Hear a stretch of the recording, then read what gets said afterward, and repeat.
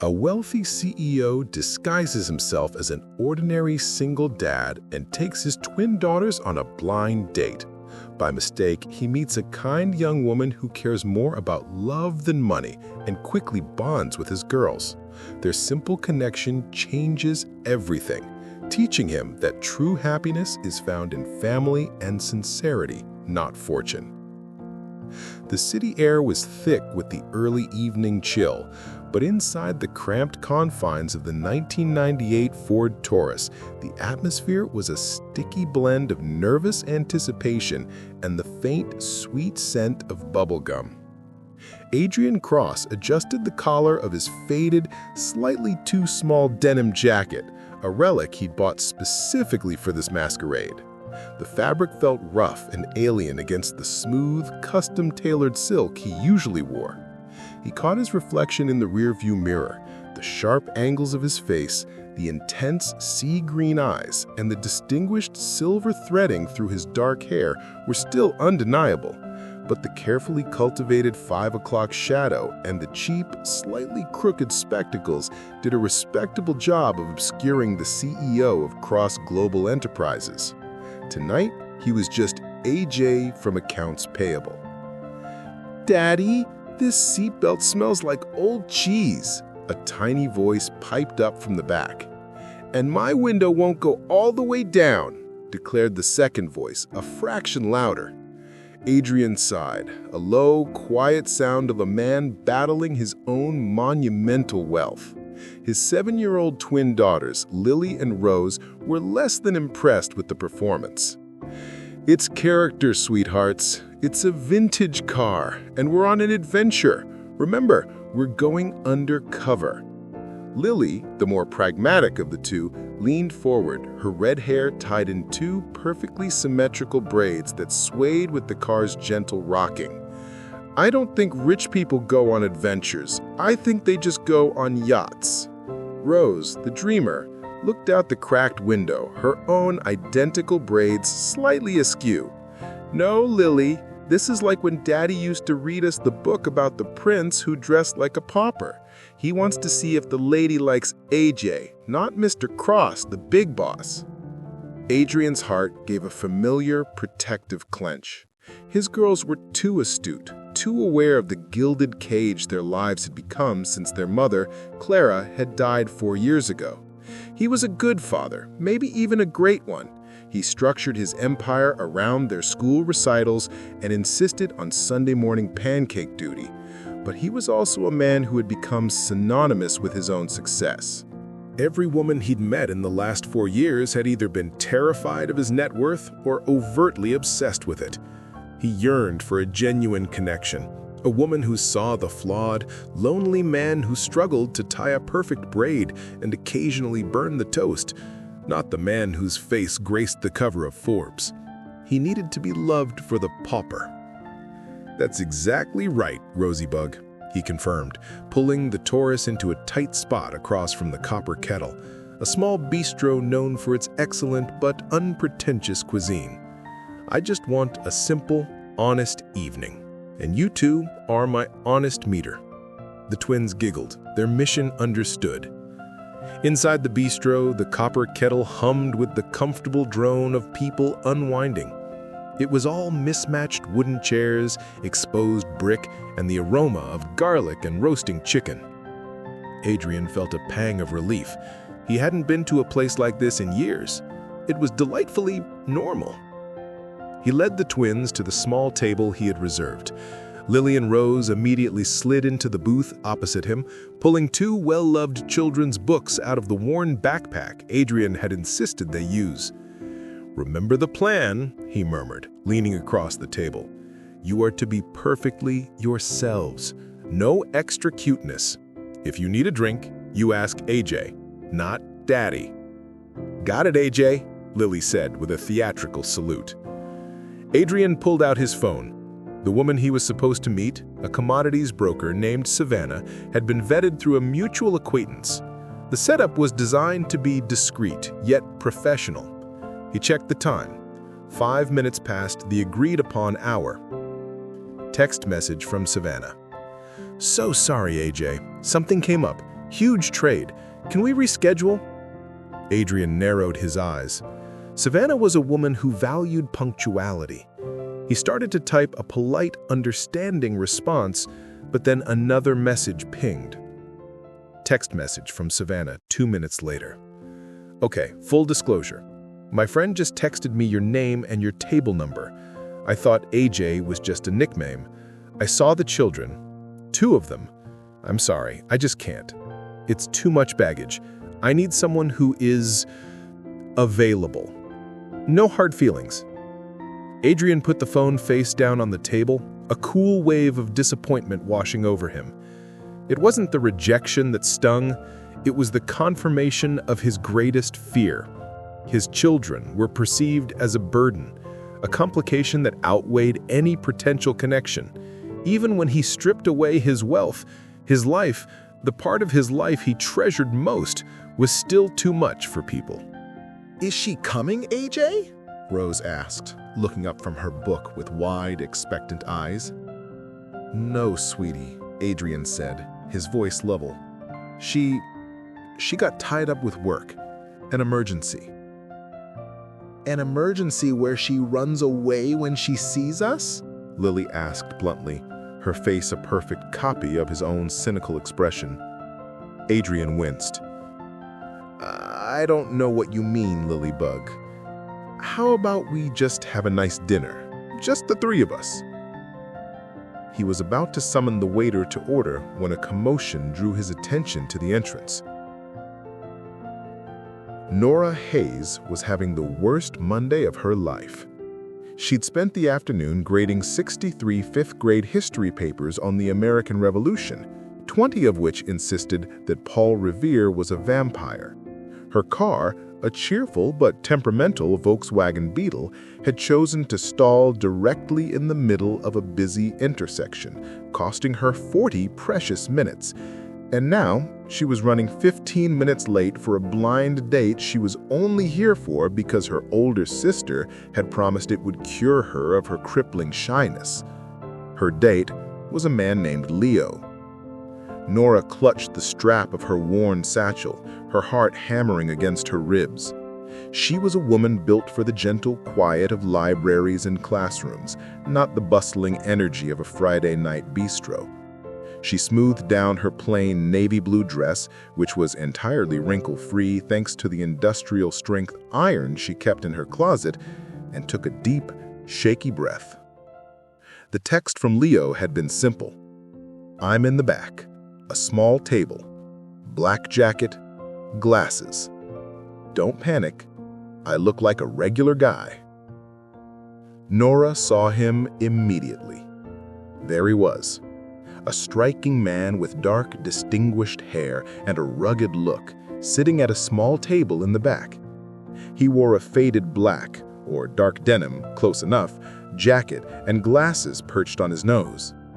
The way he was leaning over the table, talking intently to 2 small, adorable girls with matching braids, made a warm feeling blossom in her chest. He's a father? Her sister hadn't mentioned that, but somehow that made him even more appealing. A man who was already a good father had to have a good heart. She walked toward the table, her steps hesitant but determined. The man looked up, his green eyes meeting hers. They were startlingly beautiful, sharp, yet weary, like an ocean after a long storm. Leo? Nora asked softly, her voice wavering slightly.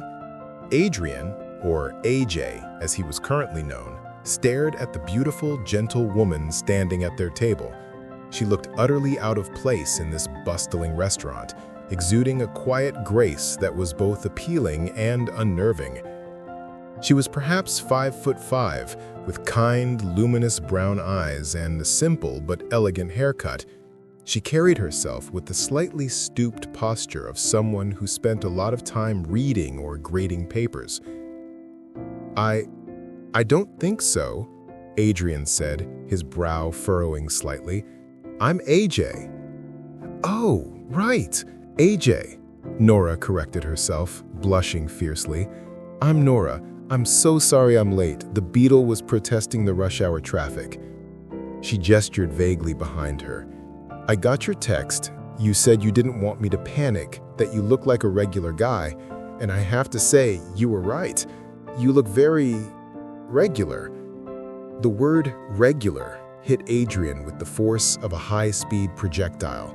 It was exactly what he wanted to hear, but coming from this enchanting woman who clearly thought he was someone else, it was surreal. He glanced at his phone, still face down on the table. Had he sent the text to the wrong woman?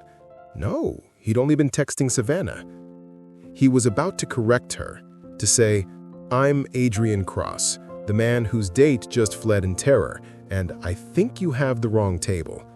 But Rose, the dreamer, intervened. Rose looked up at Nora, her eyes twinkling. "Are you the new lady?" Nora kneeled down, her face lighting up with a genuine, welcoming smile. "I think I might be. And who are you two little firecrackers?" "I'm Rose, and this is Lily, and we are the honest meters." Lily, ever the skeptic, crossed her arms. "Are you going to run away when you find out he has us?" The question was blunt, heartbreakingly innocent, and utterly devastating. Adrian braced himself for the inevitable awkward pause, the polite refusal, the retreat to the door. But Nora didn't hesitate. She laughed, a soft, melodic sound that seemed to chase the disappointment from the air. "Run away? Absolutely not! Look, AJ, I'm a 5th grade history teacher. I spend all day negotiating peace treaties between 10-year-olds who argue about the proper way to divide a carton of milk. Two very polite little girls who read books are the exact opposite of running away. They sound like a great reason to stay. Unless, of course, I have the wrong table." Adrian was speechless. The relief, the unexpected acceptance, the sheer unadulterated kindness in her voice hit him with a powerful force. This wasn't the kind of rehearsed, performative empathy he was used to. This was real. This was the regular he had craved. The real Leo must be sitting at another table, anxiously waiting. Adrian should correct her. He should tell her who he was and send her on her way. It was the right, honest, millionaire CEO thing to do. But the warmth of her gaze, the sudden, hopeful lightness in the atmosphere, and the subtle, encouraging nudge from his 2 honest meters made him hesitate. He felt a desperate urge to hold on to this moment, this beautiful mistake, for just a little while longer. He swallowed, his throat suddenly dry. He slid the phone into his jacket pocket, sealing the lie. "No, Nora," Adrian said, leaning back in his chair, a slow, genuine smile finally reaching his eyes. "You have the right table. Please sit down." Nora's smile widened, a beacon of genuine light. She slid into the booth next to the twins, her satchel landing gently on the bench. The table instantly felt complete, balanced in a way it hadn't moments before. "So, AJ, tell me about accounts payable." Adrian met her gaze, his mind scrambling for a plausible narrative about spreadsheets and budgets. The disguise was on, the game had begun. He was no longer the CEO. He was a regular guy on a first date with a beautiful, kind-hearted teacher, a woman who liked him because of his children, not in spite of them.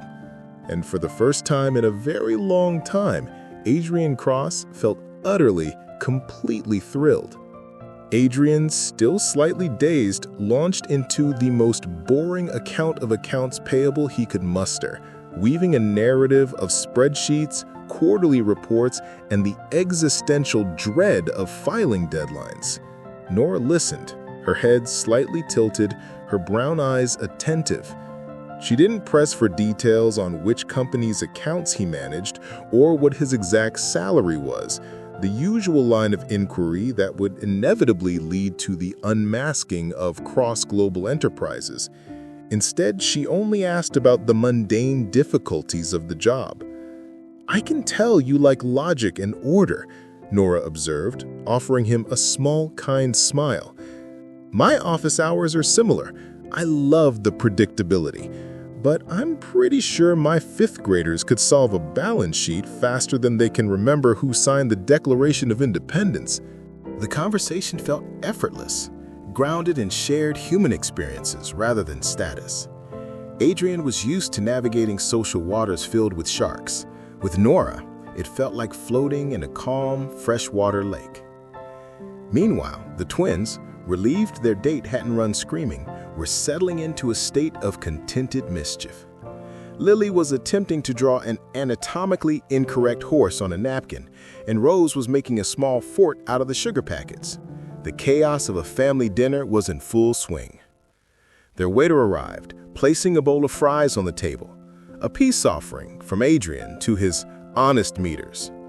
Lily immediately knocked over the small water glass, sending a harmless but irritating ripple across the table. Adrian tensed, preparing for the customary apology, the hurried cleanup, and the judging gaze of a date who considered his children unruly. Nora didn't flinch. She simply grabbed a handful of napkins, mopped the water with efficiency, and, without missing a beat, turned to Rose. "Oh dear," Nora murmured, her voice laced with theatrical worry. "It seems we have a small flood. Did you know, Rose, that in 1776 there was a similar emergency? George Washington's troops needed to cross the Delaware River and they didn't have enough napkins." Rose's eyes widened. "What did they do?" "They used boats, of course," Nora exclaimed, winking. "But they were very cold. Do you think you could draw me a picture of what George Washington would look like crossing the river with the fry?" Within seconds, the water spill was forgotten. Rose and Lily were both giggling, vying for Nora's attention as they embellished the scene with tales of Revolutionary-era French fries. Adrian watched, mesmerized. She wasn't just tolerant, she was engaged. She hadn't seen the mess. She had seen a teaching moment, a story, a connection. "You're a natural with them," Adrian said quietly, leaning in as the girls were distracted by their impromptu art project. Nora shrugged modestly, picking up a stray sugar packet. "I love teaching. Kids are just honest. They tell you exactly what's in their hearts. Besides," she lowered her voice conspiratorially, "I always wanted a sister, and my brother was terrible at playing house. These two are delightful." The conversation drifted easily, from her passion for history to his made-up passion for accounts payable. She spoke about her simple life, her joy in a well-organized lesson plan, and her devotion to her elderly cat. She never once asked about the label on his jacket, the kind of car he wished he drove, or where he went on vacation. "What about you, AJ?" she asked, genuinely curious. "What's the best part of your day when you're not balancing budgets?" Adrian paused. He had to think outside the executive box. He couldn't say closing $1 billion merger or flying the Gulfstream to the villa. "It's about 6:30 in the morning," he admitted, his voice rough with sincerity. "They sneak into my room, usually holding a damp stuffed animal, and they claim they heard a monster. I pull them under the duvet, and we talk about the night's dreams until the sun comes up." His gaze locked with Nora's. For a fleeting moment, he saw a vulnerability in her eyes that mirrored his own. It was a look of understanding, of shared domestic beauty. He hadn't shared something that personal and unguarded with anyone in years. The meal ended in a comfortable, sticky peace. Rose had dipped her entire napkin in ketchup, and Lily was trying to calculate the circumference of her water glass. Adrian signaled the waiter for the check. As the bill lay on the table, a modest total for 3 dinners and a shared appetizer, Adrian felt a sudden, sharp anxiety. It was a sensation he hadn't experienced since college, when a $10 dinner was a major commitment. He was playing a part of a man whose budget was tight, and the natural role-play dictated he should reach for a worn wallet and eye the total with mild concern. He reached for his jacket pocket, feeling the unfamiliar cheap leather of the prop wallet he'd bought. He'd even filled it with a carefully limited amount of cash just to make the performance authentic. Before his fingers could grasp the leather, Nora's hand shot out. "Oh, allow me," she said smoothly, picking up the small tray. Adrian stared. "Nora, no, that's absurd. I asked you out." She waved her hand dismissively, pulling out a slim, functional wallet from her satchel. "Nonsense. This was a lovely evening and I insist. I'm a teacher. I get a huge discount here on Mondays." She lied easily, her expression utterly sincere. "Besides, you brought the entertainment." She smiled warmly at the twins. "Consider it my thank you for letting me meet your two little collaborators." She pulled out a credit card, not a sleek black corporate card, but a simple laminated Visa, and placed it on the tray. She also placed a $20 bill neatly underneath it for the tip, significantly more than the required percentage. Adrian felt a profound, unexpected shock. This was the moment. The final, definitive barrier had been crossed. Every woman he dated in the last 4 years had either subtly or overtly tried to get him to pay for the most expensive items, assuming his wealth was infinite and his generosity a given. No one, absolutely no one, had ever volunteered to pay for him, let alone a man they presumed to be a modestly paid accounts payable clerk with 2 young children. It wasn't about the money. The cost of the dinner was less than the hourly rate of his chauffeur. It was about the gesture. It was about the generosity, the compassion, and the fundamental decency of a woman who saw a man who might be struggling, a father who might be pinching pennies, and who stepped in without hesitation, embarrassment, or expectation. Adrian leaned back, the cheap plastic spectacles suddenly feeling heavy on his nose. He saw the look of utter sincerity on her face, the simple joy she took in being kind. He saw the teacher, the woman who nurtures and gives. He had set out on this mission to be seen as a man, not a millionaire. He had disguised his wealth, his power, and his fame.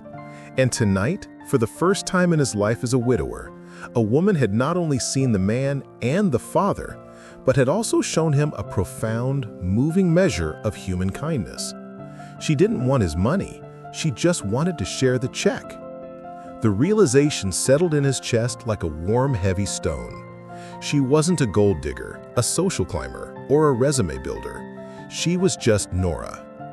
"Thank you, Nora," Adrian said, his voice quiet, sincere, and stripped of all pretense. "That was the nicest thing anyone has done for me in a very long time." Nora's expression softened.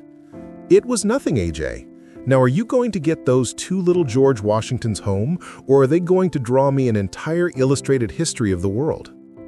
Adrian finally smiled, a genuine, unguarded smile that lifted the weariness from his eyes and erased the CEO entirely. "I think we'll start with home, but I have a feeling we're just at the beginning of this particular chapter." The simplicity of their second date was the first sign that Adrian's life was irrevocably changing. He drove the old tourist to Nora's small apartment building, carrying not an expensive bottle of wine, but a mismatched bouquet of wildflowers and a bag of discount art supplies for the girls. They spent the evening on Nora's worn, comfortable sofa, coloring and talking about nothing of consequence, the kind of evening Adrian hadn't realized he deeply missed. Nora fit into the Cross family mosaic with effortless grace. She didn't try to discipline the girls or replace their late mother. She simply added a layer of warmth. She helped Lily perfect her watercolor technique and taught Rose how to make elaborate paper airplanes that soared across Adrian's impossibly large and currently very messy living room. Adrian, or AJ as he remained to Nora, found himself shedding the corporate armor he wore like a second skin. He talked to Nora about his genuine fears, the loneliness that plagued him, the terror of raising his daughters without Clara, and the crippling anxiety that his wealth had made him untouchable. Nora, in turn, offered him the solace of the ordinary. Their relationship wasn't built on spectacular dates or power lunches, but on shared moments, grocery runs, Sunday morning walks in the park, and marathon sessions of a surprisingly competitive board game. Adrian, the titan of industry, discovered the true joy of being a simple man in a good woman's company. He watched her one Saturday afternoon as she read to the girls, her voice soft and expressive, her face luminous with the joy of the story. The realization hit him with a powerful, undeniable force. Nora Hayes had brought hope and genuine happiness back into his life. She saw him, the flawed, loving father, and cherished that man. He knew he had to tell her the truth, but the fear of losing the one truly honest thing he'd found was a paralyzing weight. The lie, however, was living on borrowed time. Adrian had been careful, but his attempts to maintain the simple facade of AJ were inherently flawed. He couldn't entirely shed the security detail who discreetly trailed the tourists from a distance, or the occasional business call he had to take in hushed tones. The discovery came not from a slip of his tongue, but from a relentless young reporter who had spotted the infamous CEO leaving the copper kettle on his disastrous and ultimately wonderful blind date. After weeks of digging, tracking the tourist to Nora's address, and cross-referencing names, the reporter found the connection. The headline was a sledgehammer. Billionaire Adrian Cross caught in poverty ploy romance with regular teacher. Nora's world, built on the stable, quiet foundations of history textbooks and library finds, exploded. The next morning, her face was on every major news outlet. Her quiet, tree-lined street became a chaotic mess of satellite vans, flash photography, and shouting reporters. She was instantly suspended from her teaching job pending an investigation, not for any wrongdoing, but because the school board feared the media circus. The simple life she loved evaporated overnight, replaced by suspicion and invasive public scrutiny. Strangers accused her of being a cynical opportunist, a gold digger who had orchestrated the entire scenario to snag a billionaire. Her private life was stripped bare and judged by millions. The final straw came when a reporter, desperate for a soundbite, managed to catch a photo of Lily and Rose leaving Nora's apartment, their little faces twisted with confusion and fear at the sudden swarm of cameras. That night, Nora sent Adrian a single, devastating text message. "I can't do this, AJ. Please, my life is gone. But more importantly, I can't let the media, hurt your daughters. I'm a liability. Stay away. For the girls." She turned off her phone and wept, a wrenching, hopeless sound. Protecting Adrian's daughters was her highest priority. She couldn't allow her ruined reputation to cast a shadow on their simple, happy moments. She had to cut the thread, no matter the pain. Adrian was frantic. He drove his real car, a black, armored sedan, to her apartment complex, only to find the street swarming with paparazzi. He couldn't get near her without escalating the situation, confirming the worst of the media's narrative, and putting her in more danger. He retreated, agonizing over the fact that his attempt at authenticity had caused an innocent woman to lose everything. The following days were heavy with a silence Adrian hadn't felt since Clara's death. The mansion was too clean, too quiet.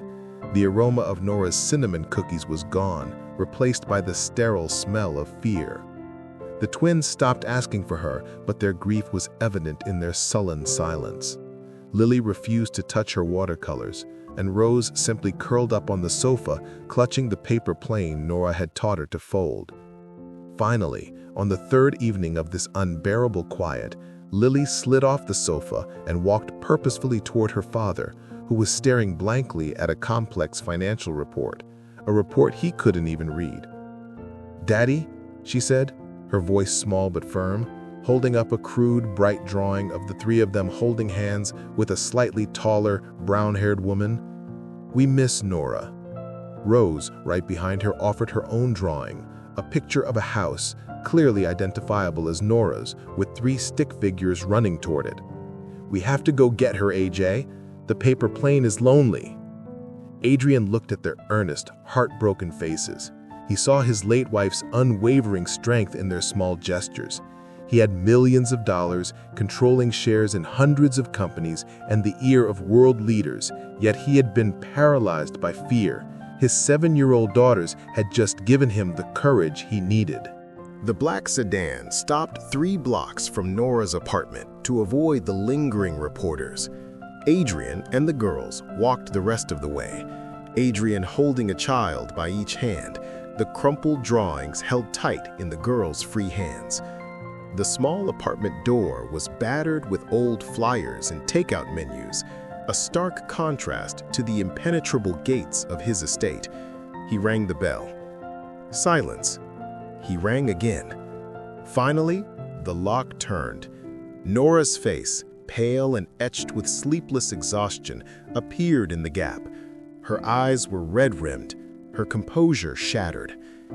"Adrian," she whispered, using his real name for the first time, a sound that pierced him with its raw intimacy. "You can't be here. The press." Before she could finish, the twins ducked under his arms. "We brought you a picture," Rose cried, thrusting the drawing forward. "And we don't care about the news," Lily added, looking up at Nora with fierce, childish loyalty. "We care about you." Nora looked down at the girls, then back up at Adrian. The fight left her, replaced by a wave of raw emotion. Tears welled in her eyes, not of sadness, but of overwhelming, tender love. She dropped to her knees, pulling the 2 girls into a fierce, desperate embrace. Adrian stepped into the doorway, shutting out the rest of the world. He knelt beside her, reaching out to cup her cheek, wiping away a tear with his thumb.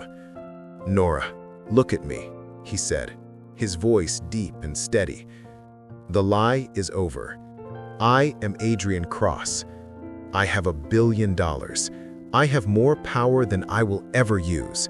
And all of it, the fame, the money, the empire, it is absolutely worthless to me without you."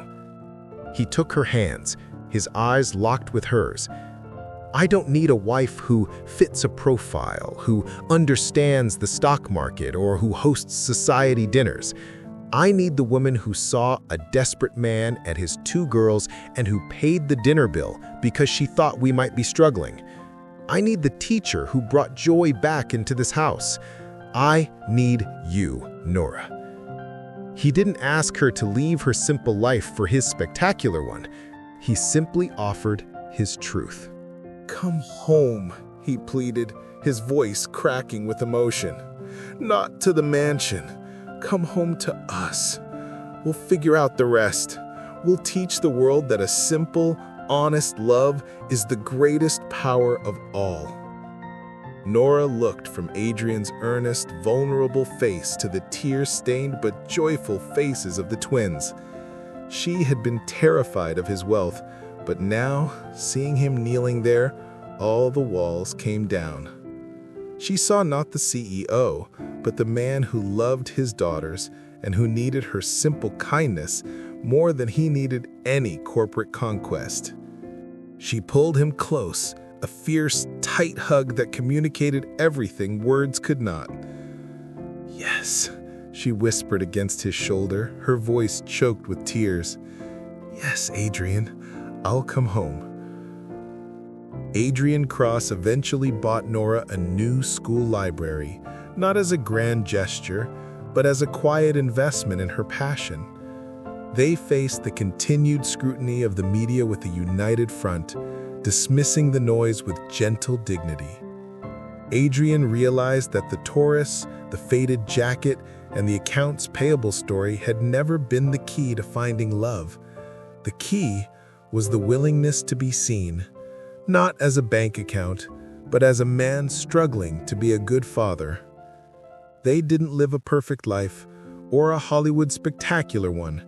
They lived simply, as Adrian had always yearned to, with burnt pancakes on Sunday mornings, paper airplanes in the formal dining room, and the quiet, steady rhythm of a love built on truth, sacrifice, and the unwavering belief in the power of a kind heart.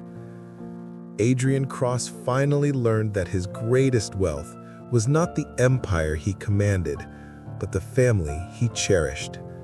The pauper had found his princess, and the billionaire had finally found his home. Did you enjoy this emotional love story about Adrian and Nora? Share your thoughts in the comments below. We'd love to know what you think about their unexpected meeting. Don't forget to subscribe to our channel for more romantic stories.